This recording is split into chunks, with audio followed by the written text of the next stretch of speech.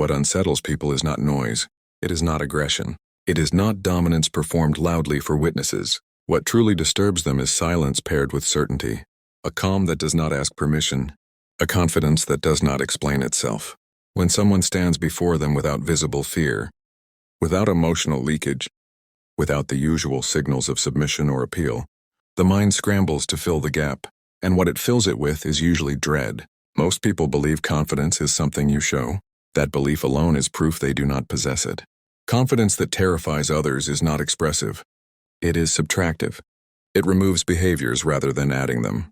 No reassurance. No justifications. No eagerness to be understood. The more unnecessary emotion you eliminate, the more power concentrates. Humans are trained to read weakness through excess. Excess words. Excess emotion. Excess explanation. When those vanish, what remains feels unnatural to them, unreadable, potentially dangerous. People are not frightened by strength. They are frightened by asymmetry. They fear not knowing where they stand in relation to you. The average person constantly signals position. They smile to show harmlessness. They speak quickly to show enthusiasm. They explain to show innocence. These are not social skills. They are survival tics. When you remove them, you exit the visible hierarchy. You are no longer playing the same game, and that is what creates unease. This is why true confidence is often misinterpreted as arrogance, coldness, or threat. Not because it is hostile, but because it refuses to negotiate its existence. Most human behavior is an attempt to control perception. People dress to manage judgment, speak to manage reactions, act to manage outcomes. Confidence that terrifies people does none of this. It does not attempt to be seen correctly. It assumes its position and allows others to react however they must. That assumption alone implies leverage. Machiavelli understood this long before modern language diluted the idea. Power does not require affection. In fact, dependence on affection weakens authority. When people sense that you do not need their approval, their subconscious recalculates your value. Scarcity increases worth. Emotional independence signals resources. Detachment suggests options. The mind connects these dots automatically. Confidence is not the belief that you are superior. It is the knowledge that you do not need to prove otherwise. Observe how people behave when they feel insecure. They overclarify. They preemptively soften their statements. They seek agreement before finishing their thoughts. These behaviors are not kindness. They are insurance policies against rejection. When you speak without these safeguards, it forces the other person into a psychological position they are not accustomed to. They must now adapt to you rather than the reverse. Adaptation is submission's first cousin. The terrifying quality of confidence comes from its refusal to participate in emotional exchange. Most people trade emotions constantly. Validation for compliance, warmth for loyalty, sympathy for access. When you remain internally closed while externally calm, you break the transaction. They give, you do not return. Not rudely, not dramatically, simply by not needing it. This creates imbalance. Humans are extremely sensitive to imbalance. They will either try to correct it or escape it. Correction attempts appear as probing questions. Subtle challenges, passive resistance. Escape appears as avoidance, silence, or resentment disguised as indifference. Both are signs the dynamic has shifted. Confidence that terrifies is not loud. It does not interrupt. It does not rush. Time itself bends slightly around those who are comfortable waiting. Urgency signals lack. Patience signals surplus. When you speak slowly, pause without apology, and allow silence to linger, you force others to reveal themselves. Most cannot tolerate silence. They will fill it with information, concessions, or emotional tells.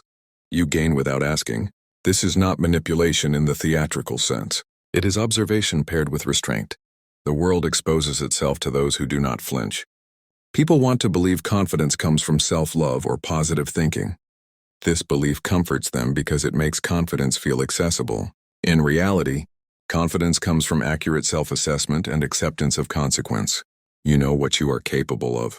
You know what you are willing to lose, and you have already accepted both outcomes. Fear loses leverage when there is nothing left to negotiate. The reason most people lack this kind of confidence is simple. They are still bargaining with life. They behave as if good behavior will be rewarded with safety, as if compliance guarantees belonging, as if moral performance ensures protection. These are childhood beliefs extended into adulthood. The world does not operate on fairness. It operates on awareness and leverage. Machiavellian realism is not cruelty. It is clarity without anesthesia. When you understand that people are driven primarily by self-interest, fear, and image preservation, you stop taking their reactions personally. Detachment grows naturally from understanding. And detachment, when paired with competence, becomes intimidating. Confidence that terrifies people is grounded in predictability of self, not others. You do not rely on external stability. You rely on your ability to adapt without emotional collapse. This makes threats ineffective, pressure meaningless, praise irrelevant. Notice how often people attempt to control you through implication rather than force, disappointment, disapproval, withdrawal. These tactics only work on those who need alignment. When you are internally aligned, these tools break on contact. Your presence begins to carry weight not because you demand it, but because others sense that you cannot be moved easily. Immovable objects do not need to announce themselves. They are felt when collided with. This confidence sharpens perception in others. They become more careful around you. They choose words more deliberately. They test less often, not out of respect necessarily, but out of uncertainty. Uncertainty is fertile ground for projection. They imagine your thoughts. They assume your standards, often harsher than reality. You let them. The most effective form of control is allowing others to police themselves in your presence. People fear confident individuals because they mirror inadequacy. Standing next to someone who is internally settled exposes internal chaos. This exposure feels like judgment even when none is given. The discomfort is self-generated, but the mind looks for an external cause. You become the symbol. This is why some will attempt to undermine you subtly, humor at your expense, questioning your motives, attributing coldness or arrogance. These are defensive narratives. They restore internal balance by reframing you as flawed. You do not correct them. Correction signals concern. Silence allows the narrative to collapse under its own inconsistency.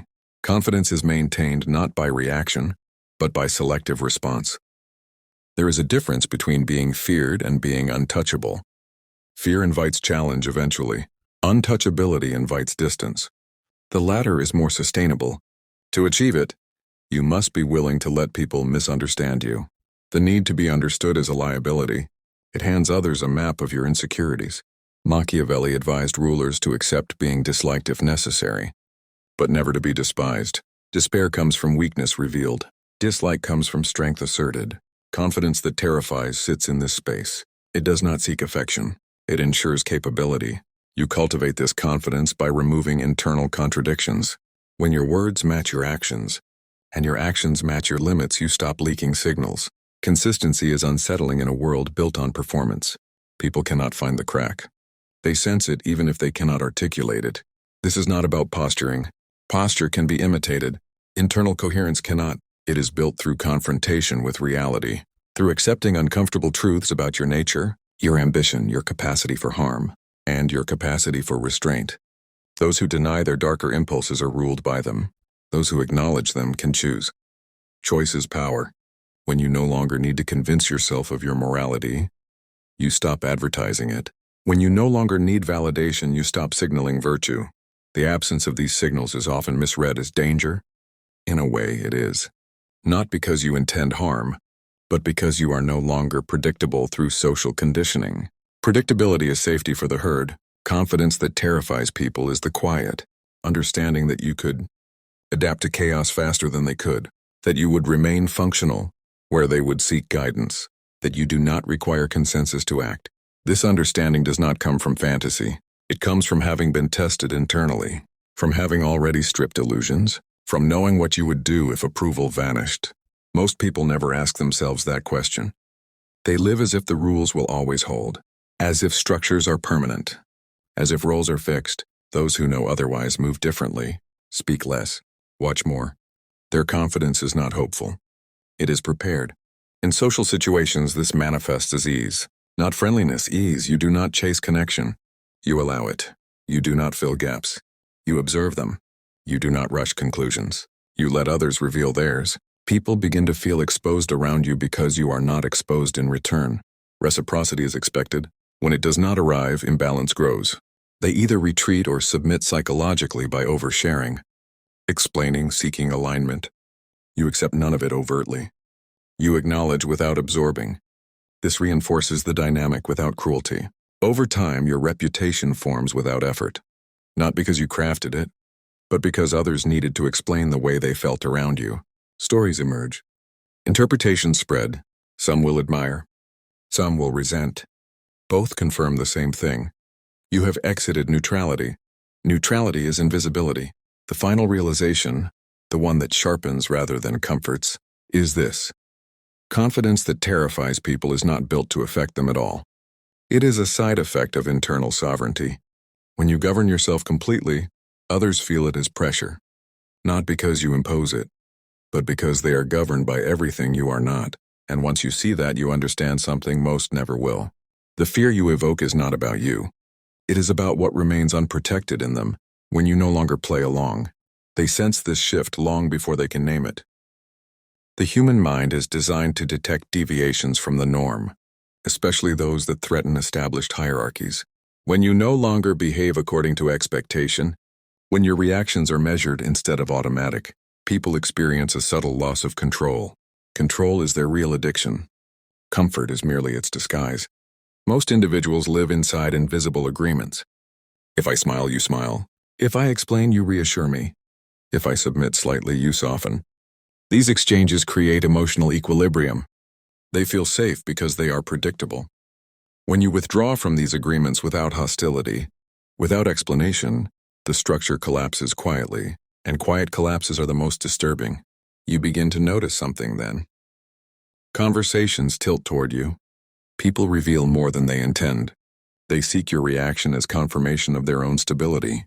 A raised eyebrow, a pause. A neutral acknowledgement. Each becomes amplified. You are no longer speaking only with words. Your restraint becomes language. This is where most people fail. They mistake this position for an opportunity to dominate openly. They attempt to capitalize too quickly. They push, they posture. They convert gravity into aggression. And the moment they do, the illusion breaks. Power that needs to be displayed is already leaking. Machiavelli warned against this error indirectly. He understood that control maintained through fear alone is unstable. Fear provokes resistance when the balance of force shifts, but uncertainty endures. When people are unsure of your limits, unsure of your intentions, unsure of your dependence, they hesitate. Hesitation is paralysis in social form. Confidence that terrifies people learns to weaponize restraint. You do not rush to define yourself. Definitions are boundaries, and boundaries are points of attack. Instead, you remain consistent but not fully visible, reliable but not readable. People trust patterns more than promises, yet they fear what they cannot predict within those patterns. This contradiction works in your favor. Over time, people begin to self-edit around you. They test less. They justify more. They soften challenges before presenting them. You have not demanded respect. You have simply removed the behaviors that invite disrespect. This distinction matters. Respect taken must be defended. Respect assumed must be disproven.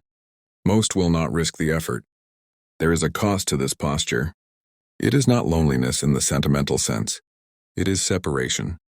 You begin to see how much of social life is built on mutual reassurance, shared delusions, and emotional bargaining. You no longer participate fully. You observe. You select. You allow distance where others chase closeness. Distance is not absence. It is positioning. Those who can tolerate this distance grow sharper. Those who cannot attempt to close it with noise. They joke too much, speak too fast, offer too freely. They try to anchor you emotionally so they can predict you again. You do not reject them outright. Rejection creates drama. You simply remain unmoved. This unmoved quality becomes your signature. People often confuse it with confidence rooted in superiority. In reality, it is confidence rooted in self-containment. You do not need to extract energy from others to feel solid. Your internal state does not fluctuate wildly with external input. Praise does not elevate you. Criticism does not destabilize you. This emotional flatness is unsettling because it denies others leverage. Leverage is what most interactions are about beneath the surface. When you remove leverage, dynamics invert. The one who needs less holds more. This is why silence in negotiations is powerful, why calm in chaos dominates attention, why emotional neutrality under provocation disarms attackers. They are reaching for a response that never arrives, and when it does arrive, it is measured, deliberate, final. People begin to project narratives onto you. calculated, dangerous, cold, intelligent, arrogant. The specific label matters less than the pattern. They are trying to make sense of the discomfort you evoke. Labels reduce threat. If they can name you, they can place you. If they can place you, they feel safer. You let them label. You do not correct. Correction would reveal concern for their interpretation. Concern is information. Information is vulnerability. This does not mean you become passive. Passivity is different from restraint. Passivity waits. Restraint chooses when not to act. When you do act, it is disproportionate to expectation, not emotion. Calm decisions executed without hesitation carry more weight than loud ones ever could. This is where terror quietly enters the equation. People fear unpredictability paired with capability. They can tolerate chaos if it is incompetent. They can tolerate competence if it is predictable. The combination of both triggers instinctive caution. You become someone they do not want to provoke, not because you threaten them, but because they cannot calculate the cost. Calculation is how humans manage risk. Remove the variables and fear replaces strategy. Internally, this confidence changes how you see morality, not as a guide but as a tool others use to control behavior.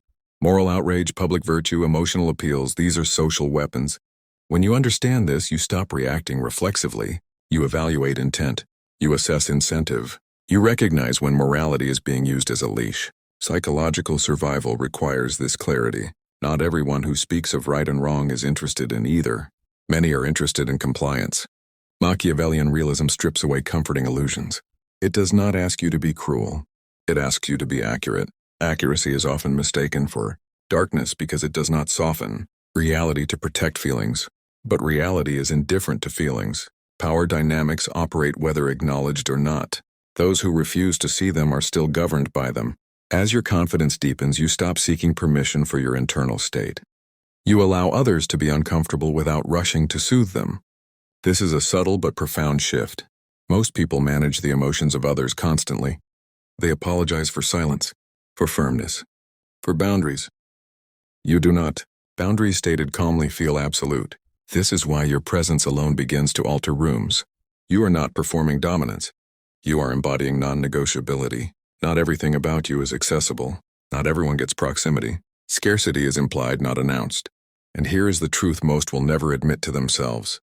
They respect this because they wish they could do the same.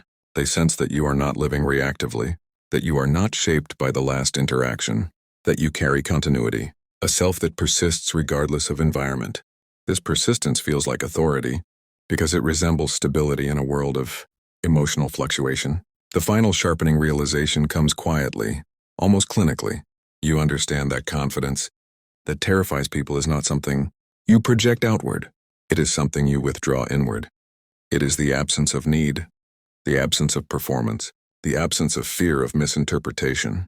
When you stop needing to be safe in the eyes of others, you become dangerous to their expectations. And once expectations lose their grip, power changes hands without a single word being spoken. By this point, something subtle has already shifted inside the listener. Not inspiration, not motivation, a recalibration. A quiet awareness that the rules they assumed were natural are in fact optional. This is where most narratives would soften, reassure, offer balance. That instinct itself is proof of conditioning. Reality does not reassure, it sharpens or it breaks. The confidence that unsettles others eventually turns inward. You begin to see how often your past behavior was shaped by avoidance rather than intention. How many choices were made to reduce friction, not to increase alignment. You recognize that much of what people call kindness is fear wearing polite language, and much of what they call confidence is desperation dressed as certainty. Once you see this, you cannot unsee it. You notice how people monitor reactions more than outcomes, how they fear disapproval more than failure, how they would rather be accepted in weakness than rejected in strength. This is not stupidity. It is survival learned in environments where standing out carried punishment. But survival strategies become cages when circumstances change. True confidence emerges when you no longer confuse safety with control. At this stage, others may attempt a different tactic. If they cannot move you emotionally, they will try to anchor you psychologically. They will seek patterns. They will look for consistency they can rely on. They will ask questions that seem curious but are actually diagnostic. You answer some. You leave others open, not evasively, selectively. Selectivity is sovereignty. You are not mysterious by effort. You are simply not fully available. Availability is the currency most people trade without realizing its value. They give access to thoughts, emotions, plans, fears, hoping this openness will buy security. It rarely does. It usually buys influence for the other side. You no longer overshare, not because you are guarded, but because you understand the cost of information. Information creates leverage. Silence preserves optionality. This does not make you isolated. It makes your connections intentional. Intentionality is rare. Rarity attracts attention. As this posture solidifies, your confidence stops feeling like something you are doing and starts feeling like something you are allowing. You allow discomfort to exist without fixing it. You allow tension to remain unresolved. You allow others to sit with uncertainty. Most cannot. They will move first. Speak first. Concede first. This is not dominance through force. It is dominance through patience. Machiavelli understood that time reveals loyalty, fear, and ambition more accurately than pressure ever could. Those who rush outcomes expose their need. Those who wait collect information. When you are comfortable waiting, you are no longer operating on their timeline. And when you are not operating on their timeline, you are not fully under their influence. Influence flows toward the least reactive point. This confidence also changes how you perceive threats. You stop dramatizing them. You stop personalizing them. You see them as data, signals of scarcity, insecurity, or miscalculation in others. This does not make you reckless. It makes you precise. Precision is often mistaken for coldness because it lacks emotional noise. Noise is what people use to hide uncertainty. Eventually, something else becomes clear. Not everyone deserves access to this way of seeing. Not because it is elite, but because most people are invested in not seeing it. Awareness dismantles comfortable illusions. Many would rather defend the illusion than adapt to reality. You stop trying to convince them. Convincing is a form of begging for alignment. You let divergence happen. This is where your presence becomes quietly intimidating. You no longer chase consensus. You no longer soften truths to maintain harmony. You state what is necessary when it is necessary and nothing more. Excess is removed. What remains feels sharp. Sharpness is not aggression. It is clarity without padding. And now the final realization settles in, the one that reframes everything that came before it. Confidence that terrifies people is not about being feared. It is about being unnecessary to manage. You do not need to control others because you have mastered control of self. You do not need permission because you have already accepted consequence. You do not need approval because you are no longer negotiating your worth. This is why people feel exposed around you. You represent the version of themselves that could exist if they stopped outsourcing authority over their own mind. Some will resist that reflection. Others will feel drawn to it even if it unsettles them. Those who sense its value will want proximity, not for comfort but for calibration. They will return quietly, repeatedly, to places where this way of thinking is articulated without apology. If you are still here, it is not by accident. Something in you recognizes the pattern, and recognition is the first irreversible step. What you do with it determines whether this remains information or becomes leverage. This space exists for those who are no longer satisfied with surface explanations, who understand that power is rarely announced, and that the most dangerous shifts happen internally, unnoticed by the crowd. You already know whether this perspective sharpened you or disturbed you. That answer tells you exactly what to do next.